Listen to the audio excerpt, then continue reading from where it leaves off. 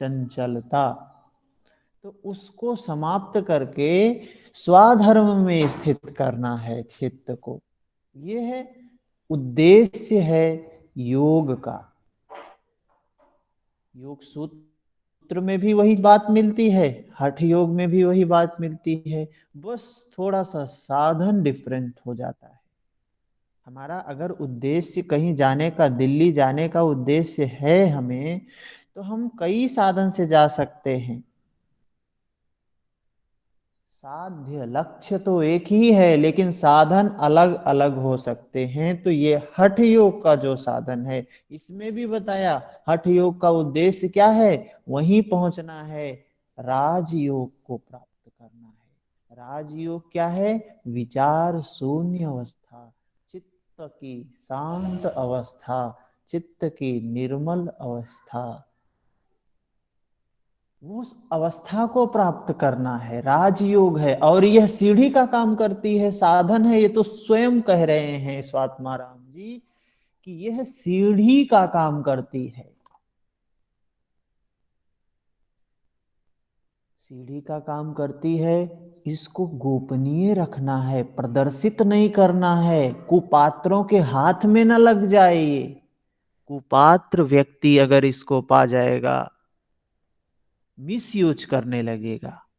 तो पहले ही बताया परम गोप्या, अगर उस स्थान पर पहुंचना आप चाहते हो, आप चाहते हो चित्त को निर्मल करना चाहते हो, उस राजयोग को प्राप्त करना चाहते हो, राजाधिराज योग, जहां न तृष्णा है, न राग है, न द्वेष है, बिल्कुल शांत की स्थिति प्राप्त करना चाहते हो, तो गोपनीय रखना।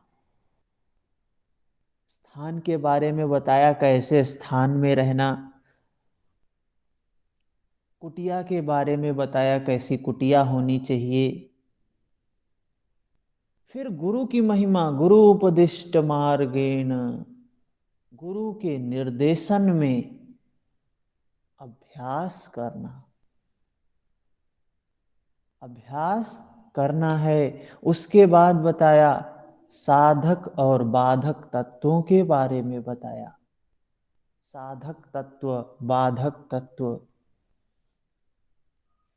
साधक, पहले बाधक के, बाधाओं के बारे में बताया, ये अत्याहार प्रयासश्च प्रजल्पो नियमाग्रह जन संगश्च लौल्यम च, ये 6 बाधक तत्व हैं, इनसे बचना, इनसे वैराग्य रखना, अभ्यास करना। उसके 6 साधक तत्व बताए, उत्साह, साहस, धैर्य, तत्व ज्ञान, निश्चय, जनसंग परित्याग। ये साधक तत्व हैं। इन साधक बाधक तत्वों को ध्यान में रखते हुए आगे बढ़ना है। सब कुछ बता दिया, फिर अब योग की बात बताते हैं। महर्षि पतंजलि ने भी बताया वही बात, तो वही उन्होंने भी बताया योग क्या है। फिर योग करने का उपाय अभ्यास और वैराग्य है। फिर उसके बाद उन्होंने भी बताया क्या, वितर्क, विचार, आनंद, अस्मिता, 4 बातें बताई, ये अवस्थाएं आती हैं। इन्होंने 4 अंग बता दिए, क्या क्या बताए। पहले बोला आसन, बोल दिया, आसन के बारे में पहले बताते हैं। ये क्या है, साधन है ये, अभी तो तैयारी थी। कुछ कार्य करने से पहले कुछ न कुछ तैयारी करनी पड़ती है ना, कुछ न कुछ बातें समझनी पड़ती हैं, जाननी पड़ती हैं, माननी पड़ती हैं, करनी पड़ती हैं। उनके लिए बताया। उसके बाद कहते हैं आसन, उसके बाद प्राणायाम, जिसको कुंभक बोला है, उसके बाद मुद्रा, फिर नादानुसंधान। ये 4 साधन हैं, राजयोग प्राप्ति के ये 4 साधन हैं। इन चारों से ही प्राप्त किया जा सकता है, इन चारों से जाया जा सकता है। हम इन चारों के बारे में विस्तार से चर्चा करेंगे इस पर।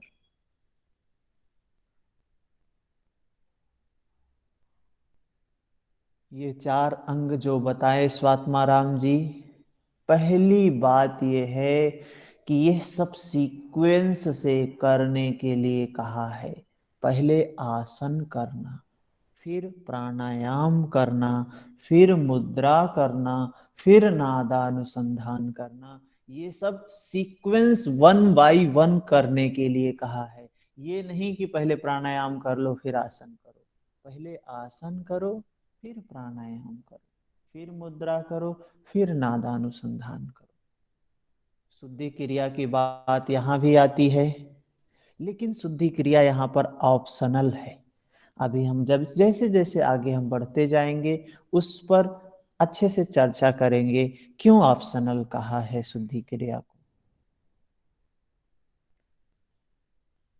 या फिर प्राणायाम में नाड़ी शोधन भी ऑप्शनल है, क्यों ऑप्शनल कहा है, जब वहां पहुंचेंगे तो उस पर बात करेंगे।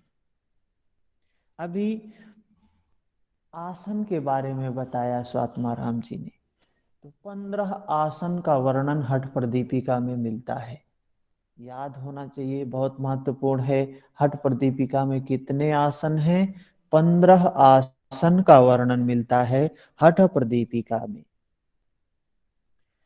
और पहला अंग है, श्लोक में ही 17 नंबर श्लोक में ही बोलते हैं स्वात्माराम जी, हठस्य प्रथमांग द्वादासनम पूर्व मुच्यते कुरियात दासनम स्थैर्यम आरोग्यम च लांघवम। क्या है? सर्वप्रथम आसन का वर्णन किया, और आसन से तीन चीजें प्राप्त होती हैं। स्थैर्यम, स्थिरता प्राप्त होती है। स्थिरता प्राप्त होती है मतलब रजोगुण का धर्म है चंचलता, क्रियाशीलता। लेकिन आसन से स्थिरता प्राप्त हो रही है मतलब रजोगुण को नष्ट करने का काम आसन करता है। आरोग्यम, ये बीमारियों को क्या है, हल्का करने का काम आरोग्यम करता है, बीमारी को सही करने का काम करता है। आरोग्यम रोग को नष्ट करने का काम करता है। चालांघवम, हल्कापन, किससे हल्कापन?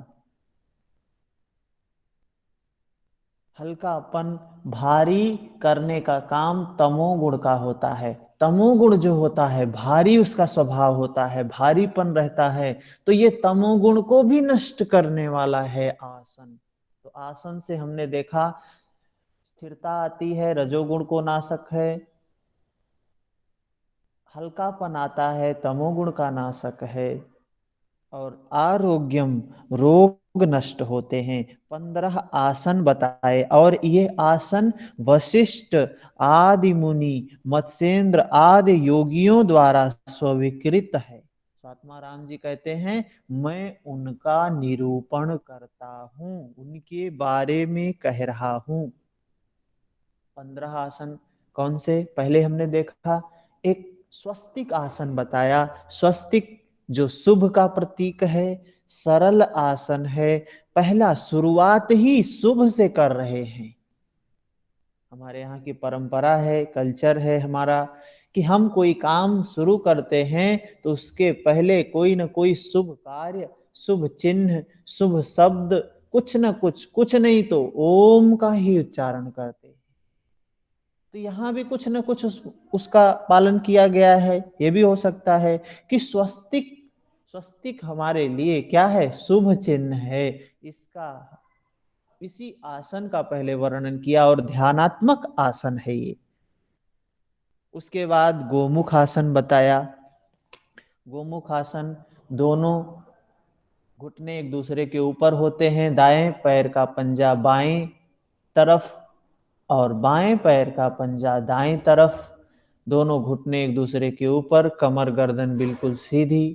तो इस स्थिति में हम गोमुख आसन करते हैं। सबको पता होगा, सभी योग से जुड़े हुए हैं, तो किसी को करके दिखाने की जरूरत नहीं है, या किसी को फोटो दिखाने की जरूरत नहीं है। इतना तो सबको पता है कि गोमुख आसन कैसे किया जाता है, कैसे करना है। ठीक है, आगे चलते हैं। इसके बाद क्या बताया, कूर्म आसन बताते हैं। तीसरा आसन है कूर्म आसन। कूर्म आसन में क्या बोलते हैं, श्लोक 22 नंबर श्लोक में कूर्म आसन की विधि बताते हैं, कैसे करना है। गुदम निरुध्य गुल्फाभ्याम व्युत्क्रमेण समाहितः कूर्मासनम भवेतेदिति योग विदो विदुः। क्या है, दोनों एड़ियों से व्युत्क्रम पूर्वक पंजों की अंगुलियां विपरीत दिशा की ओर इंगित करते हुए गुदा का निरोध करें, गुदा मार्ग का निरोध करें। इस स्थिति को ही योगी जन कूर्म आसन कहते हैं। कूर्म आसन मतलब दोनों पांव की जो एड़ियां हैं वो व्युत्क्रम, पंजे बाहर की तरफ हो, एड़ियां अंदर की तरफ हो, दोनों एड़ियों के मध्य में गुदा मार्ग को रखकर, क्या है, इसे योग के जानकार कूर्म आसन कहते हैं। कूर्म आसन नाम ही हमारे लिए यहाँ इसका महत्वपूर्ण है। कौन कौन सा आसन है, गोमुख स्वस्तिक आसन, गोमुख आसन, कूर्मासन। इसके बाद बताया कुक्कुट आसन। कूर्म क्या है, कूर्म किसको कहते हैं, कछुए को बोलते हैं, वो कछुए को बोलते हैं कूर्म। उस स्थिति, वैसी स्थिति बनती है इसमें, इसलिए कूर्म आसन इसको बोल रहे हैं। इसके बाद कुक्कुट आसन आता है, 4 नंबर पे बताया कुक्कुट आसन। क्या है कुक्कुट आसन में, पद्मासन की स्थिति में, पद्मासन अर्थात दोनों जंघाओं पर चरणों को उत्तान रूप में स्थापित करके उरु एवं जंघा के मध्य में, उरु एवं जंघा के मध्य में दोनों हाथों को निकालकर, जैसे पद्मासन में हम बैठते हैं उसी स्थिति में बैठना है, और दोनों हाथ को उसी के बीच से, मध्य से, जांघ और उरु अस्थि के मध्य से दोनों हाथ को नीचे रखते हैं। उसके बाद भूमि पर स्थापित करके आकाश में पद्मासन किए हुए समान स्थिर रहे, उसे कुक्कुट आसन कहते हैं। कुक्कुट आसन में क्या करते हैं, अपने शरीर को ऊपर उठा लेते हैं और कुक्कुट आसन, क्या फोटो दिखाने की जरूरत है, फोटो दिखाने की जरूरत है, कैसे करते हैं कुक्कुट आसन, नहीं सर। पता है सबको। हाँ। सर प्लीज एक बार फोटो दिखाइए। ठीक है, दिखाते हैं।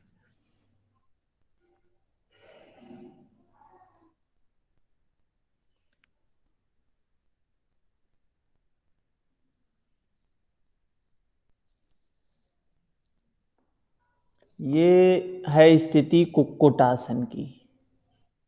ठीक है, ओके सर, नहीं समझ आ पद्मा गया हम। कुक्कुट आसन है ये। और इसके फिर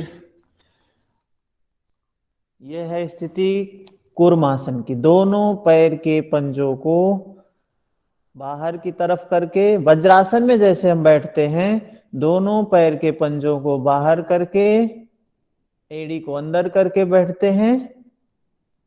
और ऊपर है स्वस्तिक आसन, स्वस्तिक आसन, स्वस्तिक आसन देख रहे हैं। ठीक है,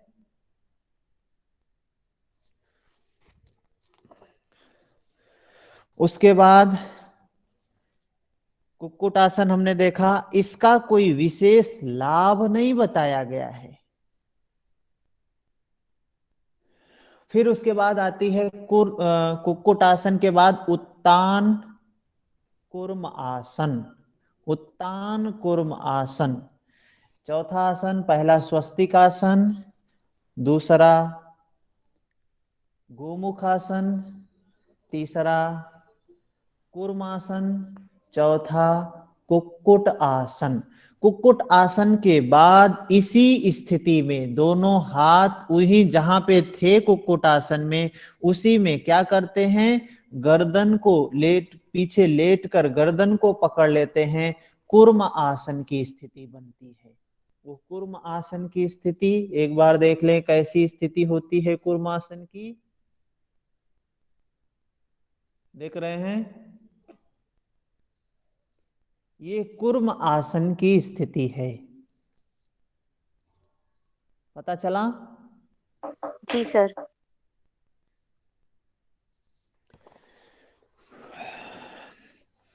कूर्म आसन, उत्तान कूर्म आसन बोलते हैं इसमें। उत्तान कूर्म आसन क्या है, कुक्कुट आसन लगाकर दोनों हाथों से गले को पकड़कर कछुए के समान चित्त लेट जाना, इसे उत्तान कूर्म आसन कहते हैं। इसके बारे में विशेष कुछ भी नहीं बताया गया है। तो ये आसन के नाम हमें सिर्फ याद होने चाहिए। उसके बाद आता है धनुर आसन की बात। धनुरासन, पहला स्वस्तिक आसन, गोमुख आसन, कूर्मासन, कुक्कुट आसन, उत्तान कूर्मासन, 5 आसन हमने देखा। छठा है धनुर आसन। धनुर आसन कैसे करते हैं, यहां जो धनुर आसन का वर्णन किया गया है वो आकर्ण धनुर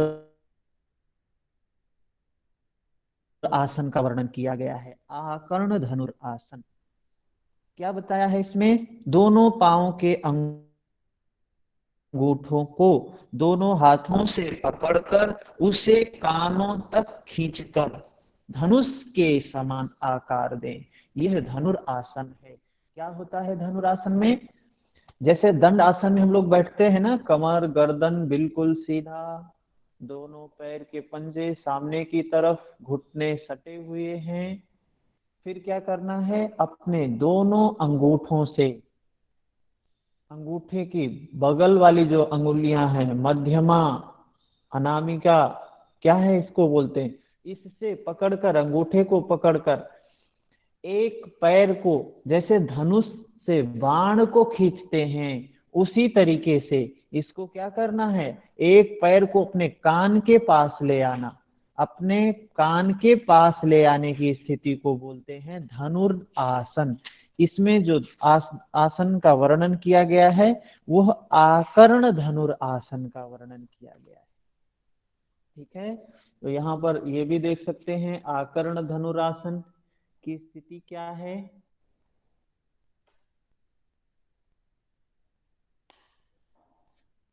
दिखा, ये आकर्ण धनुरासन का वर्णन यहाँ पे किया गया है इस प्रकार का।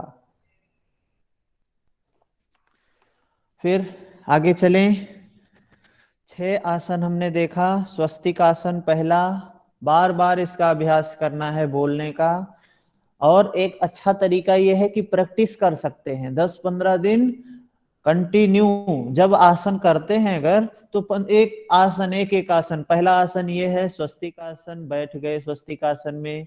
दूसरा आसन गोमुख आसन, गोमुख आसन में बैठ गए। तीसरा आसन कूर्मासन, चौथा कुक्कुट आसन, पांचवा उत्तान कूर्मासन, छठा धनुरासन।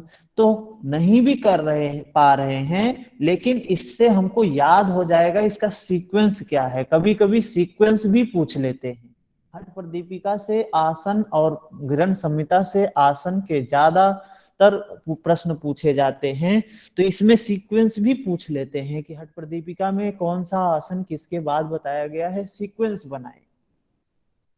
ठीक है, तो स्वस्तिक आसन, गोमुखासन, कूर्मासन, कुक्कुट आसन, उत्तान कूर्मासन, धनुरासन, ये सीक्वेंस है इसका।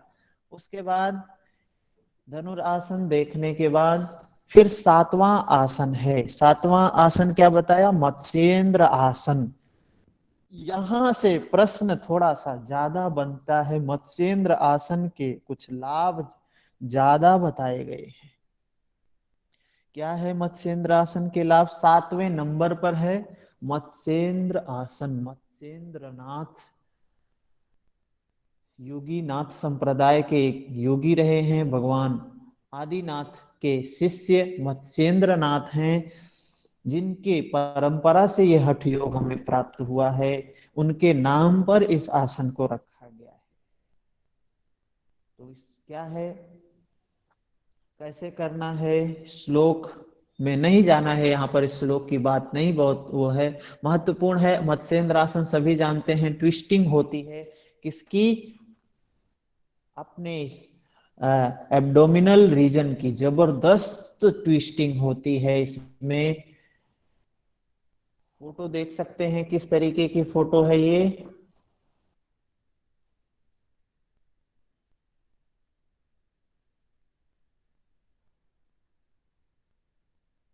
ये है मत्स्येंद्र आसन। हम लोग पूर्ण रूप से पूर्ण मत्स्येंद्र आसन नहीं कर पाते हैं, लेकिन अर्ध मत्स्येंद्र आसन कर सकते हैं। पूर्ण मत्स्येंद्र आसन हम लोग जब प्रैक्टिस कर रहे थे तो हमारे क्लास में एक या दो बहनें थी जो ही कर पा रही थी, लड़कों में तो किसी का नहीं होता था। तो मत्स्येंद्र आसन, पूर्ण मत्स्येंद्र आसन होना बहुत मुश्किल होता है, बहुत ज्यादा ये जो है इसमें, क्योंकि पद्मासन में लगा के उसके बाद फिर इस तरीके से ट्विस्टिंग करना होता है। क्या है इसमें? दाहिने पांव को बाईं जंघा के मूल में रखकर और बाएं पांव को घुटने के बाहर से घेरते हुए शरीर को ऐंठन देकर मोड़ें। तब विपरीत हाथों से दोनों पांवों को पकड़कर स्थिर रहना चाहिए। यह क्या है? मत्स्येंद्र नाथ का कहा हुआ आसन है। इसमें एब्डोमिनल रीजन की जबरदस्त ट्विस्टिंग होती है। बाएं उरु मूल पर दाहिने पांव की एड़ी को स्थापित करके विधिवत बाएं हाथ को पीठ के पीछे से ले जाकर दाहिने टखने के ऊपर वाले भाग को पकड़ें। उसके बाद दाहिने पांव के घुटने को बाएं पांव से घेरते हुए उसे दाहिने पांव के घुटने के बाहर की ओर रखें। तो अर्ध मत्स्येंद्र आसन तो आप लोगों ने किया ही होगा। कैसे करना है नहीं पता है तो YouTube पर देख सकते हैं, अर्ध मत्स्येंद्र आसन कैसे करते हैं। मत्स्येंद्र आसन संभव नहीं है कि कोई कर पाए। कोई कर सकता है मत्स्येंद्र आसन? जी हाँ। हाँ, निखिल जी कर सकते हैं। तो बता सकते हैं आप कैसे करते हैं? बिल्कुल, आज वीडियो ऑन करके अगर है संभव है तो बता सकते हैं कि मत्स्येंद्र आसन किस स्थिति में करते हैं।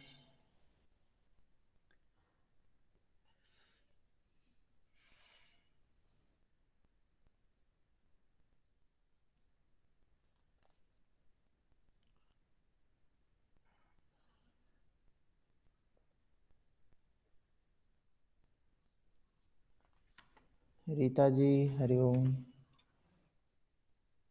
हरिओम। मत्स्येंद्र आसन के बहुत से लाभ बताए गए हैं हठ प्रदीपिका में, और हमें उन लाभों को समझना है, याद भी रखना है। अच्छा खासा प्रश्न मत्स्येंद्र आसन से आता है। ठीक है,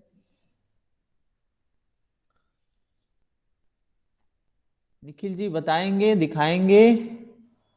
देखो मैं दिख रहा हूँ आप लोग को। हाँ, थोड़ा सा ये स्क्रीन आप सामने कभी बड़ा कर सकते हैं? निखिल जी करके दिखा रहे हैं हमें। वैसे हो सकता है कि मैं गलत हूँ। एक पैर को ये रखते हैं, हाथों को पीछे रखते हैं हाँ, और ये क्या मैं सही हूँ? नहीं नहीं, ये पैर भी मोड़ना है, नीचे वाला पैर, ये अर्ध मत्स्येंद्र आसन की स्थिति इसको आता है। अच्छा, पूर्ण मतेंद्र की चल रही है। हाँ, पूर्ण मत्स्येंद्र आसन आपका संभव नहीं है, हो जाएगा क्योंकि शरीर हाँ ही हाँ ऐसा हाँ, है। नहीं नहीं नहीं, बिल्कुल बिल्कुल संभव नहीं है। हाँ, मैं देख के बता देता हूँ कि जिसका, इसमें तो पहला तो शरीर बिल्कुल फैट नहीं होना चाहिए, वही कर सकते हैं। अगर फैट है तो संभव नहीं है, क्योंकि कैसे करना है, पद्मासन की स्थिति में है। देखिए कैसे, दोनों ये जो पैर है, घुटना है, दाहिने पैर का घुटना बाएं जंघा के ऊपर जैसे पद्मासन में रखते हैं, उस स्थिति में है। हम नीचे लगा के करते हैं, अगर यही स्थिति जो है क्या है, ऊपर नहीं रखे हुए हैं, जंघा के ऊपर नहीं रखे हुए, नीचे रख के करते हैं, तो ये हो जाता है अर्ध मत्स्येंद्रासन। लेकिन जी बिल्कुल, आप हाँ, समझ में आया मुझे। हाँ, तो ये इसमें अच्छी खासी ट्विस्टिंग होती है। इसके लाभ क्या है, इसको हम देखते हैं आगे। ये हमारे काम की बात यही है, क्योंकि वहां टेक्निक नहीं पूछा जाता है, इस आसन से क्या लाभ बताया गया है। तो मत्स्येंद्र आसन का अभ्यास करने से सबसे पहला लाभ है, जठराग्नि प्रदीप्त होगी। स्वाभाविक है जठराग्नि प्रदीप्त होना। क्यों स्वाभाविक है? क्योंकि वहीं से संबंधित काम ही कर रहे हैं, मणिपुर चक्र से संबंधित इस पे प्रेशर जो पड़ रहा है, सबसे ज्यादा मणिपुर चक्र पे पड़ रहा है। क्या है, जठराग्नि प्रदीप्त होना तो स्वाभाविक है। यह रोगों को नष्ट करने में अस्त्र के समान है। यह रोग को नष्ट करने में अस्त्र के समान है। दूसरा लाभ बताया। तीसरा, इससे कुंडलिनी जागृत होती है। सबसे महत्वपूर्ण बात है, जितने आसन बताए हैं स्वात्माराम जी ने, एक ही आसन है जिससे कुंडलिनी जागृत होती है। और कोई आसन है कुंडलिनी जागृत करने वाला? नहीं है। इसको हम क्लास में 50 बार क्या 100 बार बोलेंगे। जब तक हमारा एग्जाम होगा 100 बार इस बात को रिपीट करेंगे। आसन में कुंडलिनी जागृत करने का काम मत्स्येंद्र आसन करता है हठ प्रदीपिका में। वहीं घेरण्य संहिता में कौन सा आसन है? भुजंगासन। भुजंग आसन है। ऐसे प्रश्न इस बार यूजीसी नेट के एग्जाम में हमने ऐसे कम से कम 20 प्रश्न देखे थे, जो उनको हम 20 बार कम से कम बोले रहे होंगे। इस तरीके से बार बार बोलते थे, वो सीधे वहीं से प्रश्न आए थे। तो पहला क्या है, जठराग्नि प्रदीप्त करता है, रोगों को नष्ट करने में अस्त्र के समान है। यह भी प्रश्न बन सकता है कि कौन सा आसन रोगों को नष्ट करने में अस्त्र के समान है। तीसरी बात, कुंडलिनी जागृत करने में सहायक है। फिर चंद्रमंडल से स्थिर होता है। ये चंद्रमंडल क्या है, स्थिर होता है। चंद्रमंडल कहाँ है? सिर में है। जहां से सोम रस निकलता है वह स्थिर होता है। ये बोल रहे हैं वो स्थिर होता है। 4 बातें बताई है, ठीक है। चंद्रमंडल क्या होता है? तालु के ऊपरी भाग में स्थित। तो उस चंद्र से अमृत स्रावित होता है, उसके बारे में आगे बहुत बात किया गया है विस्तार में, उस अमृत के बारे में, सोम रस के बारे में, और कौन कौन सी चीजें हैं जो उसको रोक सकती हैं। चंद्रमंडल स्थिर करने का काम करता है मत्स्येंद्रासन। कुंडलिनी जागृत करने का काम करता है मत्स्येंद्रासन। जठराग्नि प्रदीप्त करने का काम करता है मत्स्येंद्रासन। रोगों को नष्ट करने में अस्त्र के समान है मत्स्येंद्रासन। 4 पॉइंट है, याद होना चाहिए। ये 4 पॉइंट बिल्कुल लिख लें मत्स्येंद्रासन के बारे में। बहरहाल अगर रेगुलर क्लास करेंगे तो लिखने की जरूरत नहीं है, समझ रहे हैं, बात को सुन रहे हैं, तो फिर याद हो जाएगी, वैसे सुनते सुनते ही याद हो जाएगी। उसके बाद फिर पश्चिम तान आसन की बात करते हैं तो हमने देखा पहला आसन क्या बताया, स्वस्तिक आसन, गोमुख आसन, सर कूर्मासन। जी गायत्री जी। सर 3 आप मतलब मेरे को 3 याद है, मतलब चौथा मेरे को समझ नहीं आ रहा है। एक होता है चंद्र को स्थिर करना, ठीक है। एक जठर अग्नि प्रभा जठर जठर अग्नि अग्नि प्रभु। हाँ, और और तीसरा कुंडलिनी जागृत। हाँ, और एक रोगों को, बीमारियों को नष्ट करने के लिए अस्त्र के समान है। मतलब ओके, बीमारियों को नष्ट करने के लिए ये मेडिसिन का काम करती है। यह आसन अस्त्र के समान है, ठीक है। काट देती, बीमारियों को काटने में जैसे अस्त्र काटता है वैसे ही यह आसन बीमारियों को काटता है। तो ये 4 लाभ इसके बताए गए हैं। इसके बाद पश्चिम तान आसन की बात की गई। हमने देखा कौन कौन से आसन, सबसे पहला है स्वस्तिक आसन, दूसरा है गोमुख आसन, तीसरा है कूर्मासन, चौथा है कुक्कुट आसन, पांचवा है उत्तान कूर्मासन, छठा है धनुरासन, सातवां मत्स्येंद्र आसन, आठवां आसन है पश्चिम तान आसन। अगर हम रोज रोज ऐसे ही सुनेंगे, रोज रोज ऐसे ही अभ्यास करेंगे, बोलेंगे, तो हमें ये याद हो जाएगा, 2-4 दिन में ही याद हो जाएगा सीक्वेंस, और 15 आसनों का नाम याद हो जाएगा। तो क्या है, अभी स्वस्थ पश्चिम तान आसन, पश्चिम तान आसन तो सबको पता है, पश्चिम तान आसन तो बहुत बड़ी बात है नहीं है? पश्चिम तान आसन सभी किए हैं, करते हैं, करवाते भी हैं, जानते भी हैं। तो हमें इसके टेक्निक को नहीं देखना है, करते कैसे हैं। पश्चिम तानासन को प्रसार्य पादो भुवि दंड रूपो दौभ्याम पादाग्नितयम गृहीत्वा, क्या है, दोनों पांवों को भूमि पर दंड के समान फैलाकर दंड आसन हम लोग करते हैं, जिसमें कमर, गर्दन, पीठ बिल्कुल सीधी, दोनों पैर के पंजे सटे हुए सामने की तरफ, दोनों घुटने साथ में हैं, बिल्कुल दृष्टि सामने की तरफ है। क्या करते हैं इसमें, यह स्थिति दंडासन की स्थिति है। फिर हाथों से दोनों घुटनों को पकड़कर, दोनों घुटनों को हाथों से पकड़कर मस्तक लगा, क्या है, घुटनों पर मस्तक लगाकर रखने से पश्चिम तान आसन की स्थिति बनती है। तो हम दोनों हाथों की अंगुलियों से, अंगूठे से क्या पकड़ लेते हैं, पैरों के दोनों अंगूठों को पकड़ लेते हैं।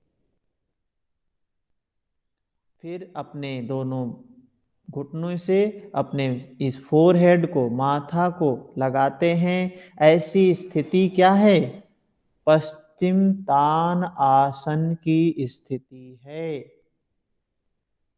ठीक है। जैसे निखिल जी दिखा रहे हैं, ये पश्चिम तान आसन की स्थिति, ठीक है। इसके बाद क्या आता है, आसनों में अग्रगण्य, अग्रगण्य, इस आसनों में इसको अग्रगण्य बोला है। फल के बारे में बताते हुए कहते हैं, पहले कहे गए आसनों में अग्रगण्य यह पश्चिम तान आसन क्या है, प्राण को पश्चिम वाही अर्थात सुषुम्ना वाही, सुषुम्ना में प्रवेश करने वाला, प्रवेश करवाने वाला बनती है, बनाती है। यह अग्रगण्य, ये पश्चिम वाही मतलब आगे की ओर, इसको सुषुम्ना वाही बनाता है। प्राण को सुषुम्ना वाही बनाने का काम कौन सा आसन करता है, जठर की अग्नि का उदर एवं वृद्धि कराती है। अच्छा एक चीज और बताएं, इस आसन को कहां पर कुंडलिनी जागृत करने वाला बोला गया है, पता है किसी को कौन से ग्रंथ में इस आसन को कुंडलिनी जागृत करने वाला बोला गया है? शिव संहिता। हम्म, शिव संहिता में पतंजलि योग सूत्र में। नहीं, पतंजलि योग सूत्र में किसी भी आसन का नाम नहीं लिया गया है। शिव सॉरी संहिता सर। में इसी आसन को उग्र आसन के नाम से बोला गया है और इसको बोला गया है कुंडलिनी जागृत करने वाला आसन है। ठीक है, तो यहाँ पे हठ प्रदीपिका में क्या कहा है कि यह प्राण को सुषुम्ना वाही बनाता है। तो सुषुम्ना वाही बनाता है मतलब कहीं ना कहीं कुंडलिनी से ही संबंधित है, लेकिन यहाँ कुंडलिनी नाम नहीं लिया है। कुंडलिनी के लिए सिर्फ मत्स्येंद्र आसन को बोला गया है और कुछ नहीं। और क्या करता है? जठराग्नि प्रदीप्त करता है। तो जठराग्नि मत्स्येंद्र आसन में भी बोला गया है। शरीर के मध्य भाग में कृशता लाता है, फैट को कम करने का काम करता है। शरीर का मध्य भाग, ये जो नाभि का क्षेत्र है, इसको में क्या है, दुबलापन पतला करने का काम करता है। कृशता लाती है मतलब फैट को, पेट के फैट को कम करने का काम करती है। एब्डोमिनल मसल्स को, फैट को कम करने का काम करती है। आरोग्यता प्राप्त करती है। आरोग्यता मतलब बीमारियां समाप्त होती हैं। ठीक है, श्लोक में चा शब्द के द्वारा नाड़ियों की वक्रता आदि में भी सरलता लाने की बात कही गई है। तो यह पश्चिम तान आसन महत्वपूर्ण है सिर्फ किसके लिए? यह प्राण को सुषुम्ना वाही बनाने का काम करता है। ठीक है, इसके बाद मयूर आसन का वर्णन किया है। सुषुम्ना में प्रवेश कराता है ना सर? आ? सुषुम्ना वाही का मतलब सुषुम्ना में प्रवेश कराता है ना सर? हाँ, देखिए, प्रवेश कराता मतलब सहायक बनता है उसमें। जी जी। हाँ, इस सुषुम्ना प्राण को सुषुम्ना वाही करने में सहायक बनता है। ऐसी स्थिति बनती है कि प्राण सुषुम्ना में प्रवेश करे। ठीक है, फिर जी आगे जी। बताते हैं, आगे कौन सा आसन है? मयूर आसन। चलिए, पहला आसन स्वस्तिक आसन, दूसरा गोमुख आसन, तीसरा आसन कूर्मासन, तीसरा वीर आसन, चौथा कूर्मासन, पांचवा कुक्कुट आसन, छठा उत्तान कूर्मासन, सातवां धनुरासन, आठवां मत्स्येंद्र आसन, नौवां पश्चिम तान आसन, 10वां आसन है मयूर आसन।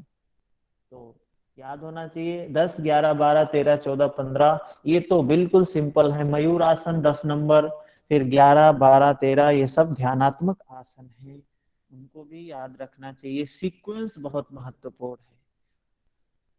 10 नंबर आसन 30 श्लोक क्या बोल रहे हैं? मयूर आसन के बारे में बोल रहे हैं।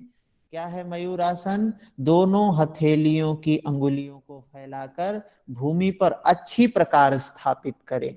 दोनों हथेलियों की अंगुलियों को फैलाकर, कैसे? जैसे पंजे होते हैं ना, पंजों को फैला लेना है, अंगुलियों को फैला लेना है और भूमि पर स्थापित करें। दोनों हाथों की कोहनियों को नाभि के पास दोनों ओर रखें।